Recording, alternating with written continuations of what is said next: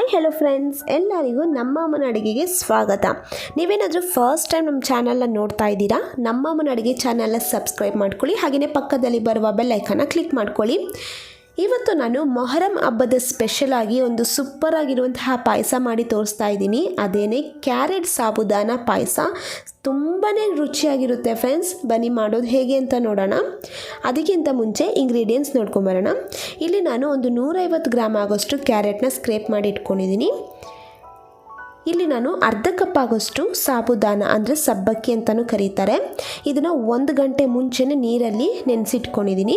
ಅರ್ಧ ಲೀಟರ್ ಆಗೋಷ್ಟು ಹಾಲು, ಅರ್ಧ ಕಪ್ ಆಗೋಷ್ಟು ಸಕ್ಕರೆ, 1 ಟೇಬಲ್ ಸ್ಪೂನ್ ಆಗೋಷ್ಟು ದ್ರಾಕ್ಷಿ, 1 ಟೇಬಲ್ ಸ್ಪೂನ್ ಆಗೋಷ್ಟು ಗೋಡಂಬಿ, ಅರ್ಧ ಟೀ ಸ್ಪೂನ್ ಆಗೋಷ್ಟು ಏಲಕ್ಕಿ ಪುಡಿ, ತುಪ್ಪ 2 ಟೇಬಲ್ ಸ್ಪೂನ್. ಮಾಡೋದು ಹೇಗೆ ಅಂತ ನೋಡೋಣ. ಮೊದಲು ಸ್ಟವ್ ಹಚ್ಚಿ ನಾನೊಂದು ಪಾತ್ರೆನ ಇಟ್ಕೊಂಡಿದ್ದೀನಿ. ಇವಾಗ ಇದಕ್ಕೆ ನಾನು 1.5 ಕಪ್ ಆಗೋಷ್ಟು ನೀರನ್ನು ಹಾಕ್ಕೊತಾ ಇದ್ದೀನಿ. ಇಲ್ಲಿ ನಾನು ಮೆಷರಿಂಗ್ ಕಪ್ಪಲ್ಲಿ ಅಳತೆ ತೊಗೊಂಡಿರೋದು ಸಾಬುದಾನನ.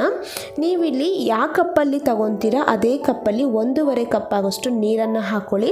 ಇವಾಗ ನಾನು ಸಾಬುದಾನ ನೆನೆಸಿಟ್ಕೊಂಡಿದ್ನಲ್ಲ ಅದನ್ನು ಹಾಕ್ಕೊಂಡು ಹೀಗೇ ನಾವು ಮೀಡಿಯಮ್ ಫ್ಲೇಮಲ್ಲಿ ಇಟ್ಕೊಂಡು ಇದನ್ನು ಚೆನ್ನಾಗಿ ಬೇಯಿಸ್ಕೋಬೇಕಾಗುತ್ತೆ. ನೋಡಿ, ಈ ಥರ ಜಲ್ಲಿ ರೀತಿಯಲ್ಲಿ ಅದು ಬರುತ್ತೆ. ಈ ಥರ ಕನ್ಸಿಸ್ಟೆನ್ಸಿ ಬಂದಾಗ ಇದು ಕರೆಕ್ಟಾಗಿ ಆಗಿದೆ ಅಂತ ಅರ್ಥ. ಒಂದು 2 ನಿಮಿಷ ಆದರೆ ಈ ಥರ ಆಗಿರುತ್ತೆ. ಇವಾಗ ಇದನ್ನೆಲ್ಲ ಸೈಡಲ್ಲಿ ಎತ್ತಿಟ್ಕೊಂಡು ನಾನು ಮತ್ತೆ ಒಂದು ಪಾತ್ರೆನ ಇಟ್ಕೊಂಡು ಇವಾಗ ಇದಕ್ಕೆ ನಾನು ತುಪ್ಪನ ಹಾಕ್ಕೊಂಡಿದ್ದೀನಿ. 2 ಟೇಬಲ್ ಸ್ಪೂನ್ ತುಪ್ಪನ ಹಾಕ್ಕೊಂಡಿದ್ದಾದಮೇಲೆ ಫಸ್ಟು ನಾನು ಇಲ್ಲಿ ಗೋಡಂಬಿನ ಫ್ರೈ ಮಾಡ್ಕೊತಾ ಇದ್ದೀನಿ.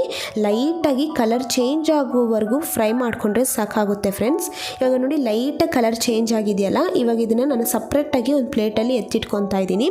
ಇವಾಗ ಹಾಗೆಯೇ ನಾನು ಇದಕ್ಕೆ ದ್ರಾಕ್ಷಿನ ಹಾಕ್ಕೊಂಡು ಫ್ರೈ ಮಾಡ್ಕೊತಾ ಇದ್ದೀನಿ. ನೀವು ಇದಕ್ಕೆ ಬಾದಾಮಿ ಸಹ ಹಾಕ್ಕೋಬೋದು, ತುಂಬಾ ಚೆನ್ನಾಗಿರುತ್ತೆ. ಇವಾಗ ಇದನ್ನು ನಾನು ನೋಡಿ ಈ ಥರ ಎಲ್ಲ ಚೆನ್ನಾಗಿ ಫ್ರೈ ಮಾಡ್ಕೊಂಡಿದ್ದಾದಮೇಲೆ ಇವಾಗ ಇದನ್ನು ಸಹ ಸಪ್ರೇಟಾಗಿ ಒಂದು ಪ್ಲೇಟಲ್ಲಿ ಎತ್ತಿಟ್ಕೊತಾ ಇದ್ದೀನಿ. ಇವಾಗ ಇದು ಎರಡೂ ಸಹ ನಾವು ತುಪ್ಪದಲ್ಲಿ ಫ್ರೈ ಮಾಡಿ ಸಪ್ರೇಟಾಗಿ ಎತ್ತಿಟ್ಕೊಂಡಿದ್ದಾದಮೇಲೆ ಅದೇ ಪಾತ್ರೆಗೆ ನಾವು ಕ್ಯಾರೆಟ್ ಸ್ಕ್ರೇಪ್ ಮಾಡಿ ಇಟ್ಕೊಂಡಿದ್ನಲ್ಲ ಇದನ್ನು ಹಾಕ್ಕೊತಾ ಇದ್ದೀನಿ. ಇವಾಗ ನಾವು ಇದನ್ನು 1-2 ನಿಮಿಷ ಹೀಗೇ ಫ್ರೈ ಮಾಡ್ಕೋಬೇಕಾಗುತ್ತೆ. ಈ ಥರ ನಾವು ತುಪ್ಪದಲ್ಲಿ ಕ್ಯಾರೆಟ್ನ ಚೆನ್ನಾಗಿ ಫ್ರೈ ಮಾಡೋದ್ರಿಂದ ತುಂಬಾ ಚೆನ್ನಾಗಿರುತ್ತೆ, ರುಚಿಯಾಗಿರುತ್ತೆ ಟೇಸ್ಟು. ಇವಾಗ ನಾನು 2 ನಿಮಿಷ ಇದೇ ಥರನೇ ಹಸಿ ವಾಸನೆ ಹೋಗೋವರೆಗೂ ಫ್ರೈ ಮಾಡ್ಕೊಂಡಿದ್ದೀನಿ. ಇವಾಗ ಇದೆಲ್ಲ ಫ್ರೈ ಮಾಡ್ಕೊಂಡಿದ್ದಾದಮೇಲೆ ನಾನು ಸಾಬುದಾನನ ಹಾಕ್ಕೊತಾ ಇದ್ದೀನಿ. ಹಾಗೆಯೇ ಹಾಲನ್ನು ಹಾಕ್ಕೊತಾ ಇದ್ದೀನಿ. ಇವಾಗ ಇದಿಷ್ಟನ್ನು ಹಾಕ್ಕೊಂಡು ನಾವು ಚೆನ್ನಾಗಿ ಕಲಿಸ್ಕೋಬೇಕಾಗುತ್ತೆ. ನೋಡಿದ್ರಲ್ಲ, ಇವಾಗ ಇದೊಂದು ಸತಿ ನಾನು ಚೆನ್ನಾಗಿ ಮಿಕ್ಸ್ ಮಾಡ್ಕೊತಾ ಇದ್ದೀನಿ. ತುಂಬಾ ರುಚಿಯಾಗಿರುತ್ತೆ ಫ್ರೆಂಡ್ಸ್ ಈ ಪಾಯಸ, ಮತ್ತು ತುಂಬ ಹೆಲ್ತಿ ಕೂಡ. ನೀವು ಮಕ್ಕಳಿಗೆಲ್ಲ ಮಾಡಿಕೊಡ್ಬೋದು. ಸಾಬುದಾನದಲ್ಲಿ ಅಷ್ಟೊಂದು ಒಳ್ಳೆ ಗುಣಲಕ್ಷಣಗಳಿದೆ.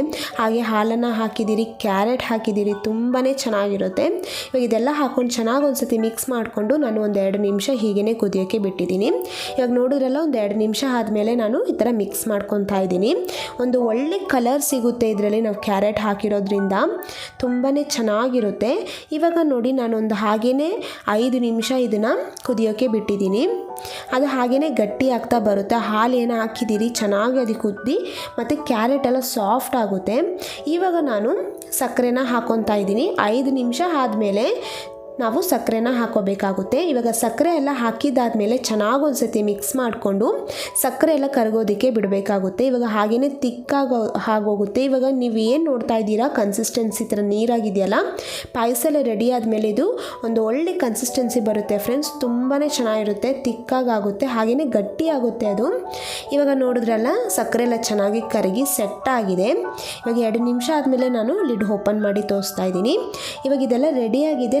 ಲಾಸ್ಟಿಗೆ ನಾನು ಏಲಕ್ಕಿ ಪುಡಿ ಹಾಗೆಯೇ ಗೋಡಂಬಿ ಮತ್ತು ದ್ರಾಕ್ಷಿನ ತುಪ್ಪದಲ್ಲಿ ಫ್ರೈ ಮಾಡಿ ಇಟ್ಕೊಂಡಿದ್ನಲ್ಲ ಅದನ್ನು ಹಾಕ್ಕೊಂಡು ಚೆನ್ನಾಗಿ ಒಂದು ಸತಿ ಮಿಕ್ಸ್ ಮಾಡ್ಕೊತಾ ಇದ್ದೀನಿ.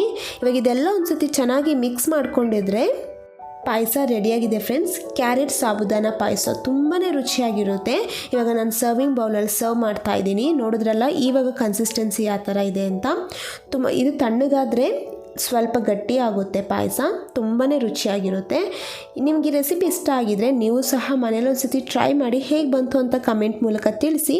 ಹಾಗೆಯೇ ನಮ್ಮಮ್ಮನ ಅಡುಗೆ ಚಾನಲ್ನ ಸಬ್ಸ್ಕ್ರೈಬ್ ಮಾಡ್ಕೊಂಡಿಲ್ಲ ಅಂದರೆ ಸಬ್ಸ್ಕ್ರೈಬ್ ಮಾಡ್ಕೊಳ್ಳಿ, ಪಕ್ಕದಲ್ಲಿ ಬರುವ ಬೆಲ್ ಐಕಾನ್ನ ಕ್ಲಿಕ್ ಮಾಡ್ಕೊಳ್ಳಿ. ಈ ವಿಡಿಯೋ ನೋಡಿರುವ ಎಲ್ಲ ವೀಕ್ಷಕರಿಗೂ ಧನ್ಯವಾದಗಳು.